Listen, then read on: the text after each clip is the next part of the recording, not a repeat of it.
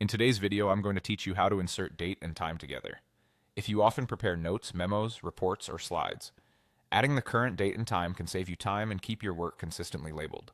I'll show you a simple menu method and a quick keyboard shortcut, and along the way I'll share a few tips so everything looks just the way you want. Start by placing your cursor exactly where you want the date and time to appear. This could be in the body of your document, at the top of a note, or even inside a header or footer if that's where you need it. Then use the menu method.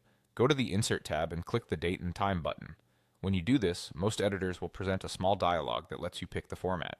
Choose one that includes both the date and the time, like a month, day, year with hours and minutes.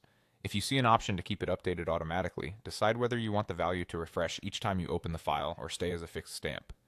Confirm your choice and the date and time will be placed at your cursor. If you prefer speed, there's also a shortcut. With your cursor still where you want the stamp, press Alt plus Shift plus F to insert date and time. Press the keys together and make sure your editing area is active first. This is great for quick entries, meeting notes, or logging changes as you work. If the result doesn't match your preferred style, you can usually select it and adjust the font or apply a style so it blends with the rest of your document.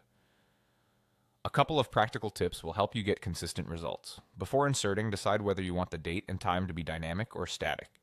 Dynamic entries will update automatically, which is ideal for templates and recurring documents. Static entries are best for logs and records where you want a permanent timestamp. Also, check your regional settings or format list for the style you use most. Choosing a format with both the date and time avoids confusion later. If the shortcut doesn't work in your setup, the menu method is the reliable fallback. That's all there is to it. Use the Insert tab and Date and Time button when you want control over the format, and use Alt plus Shift plus F when you want speed. Try both methods a few times, and you'll be able to add a clear, consistent timestamp wherever you need it in seconds.